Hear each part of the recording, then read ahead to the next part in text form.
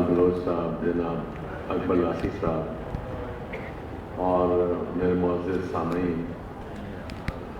जैसा कि आप सबको मालूम है कि इस वक्त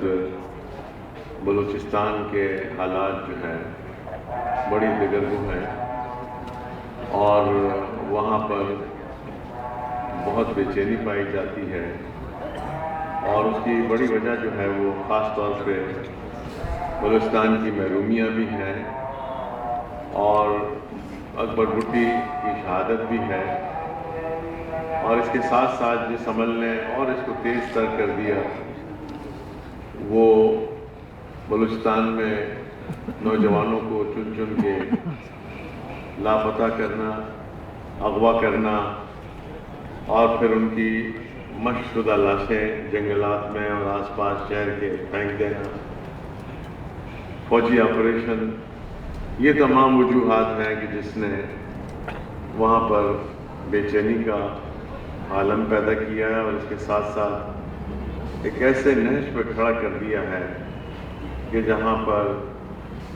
बलूचिस्तान जो है उसमें उठने वाली शूरिश जो है वो आगे बढ़ रही है और अमेरिका जैसे मुल्क को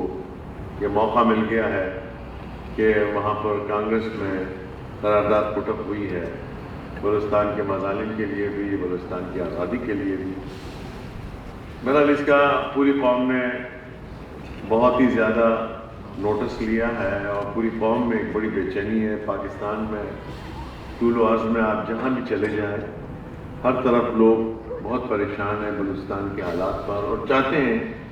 कि फौरी तौर पे बलूचिस्तान की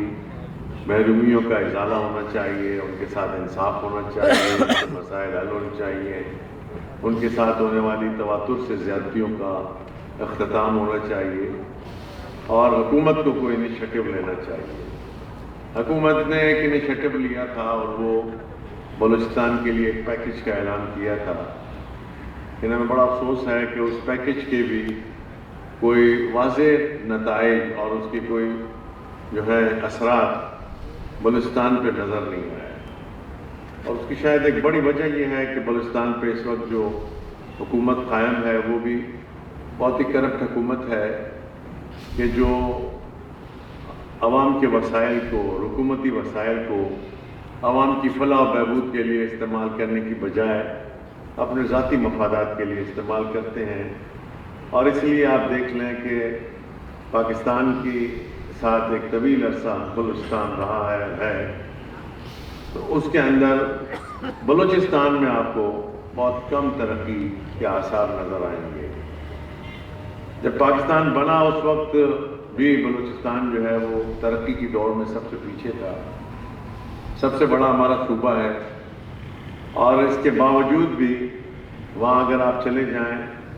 तो आपको महसूस होगा कि शहरों के दरमियान सड़कें और शहरों के अंदर सड़कें जिस तरह से मोबिलिटी होनी चाहिए नज़र नहीं आएगी।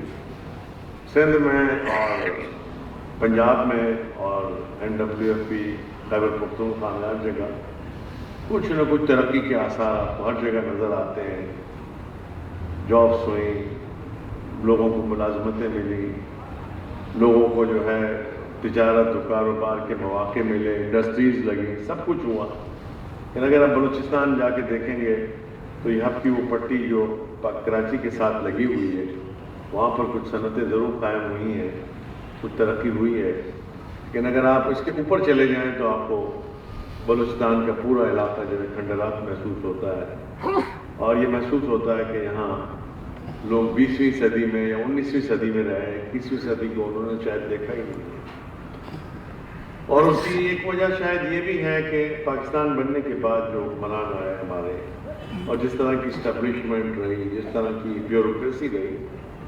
उन सब ने बलूचिस्तान को महरूम रखा,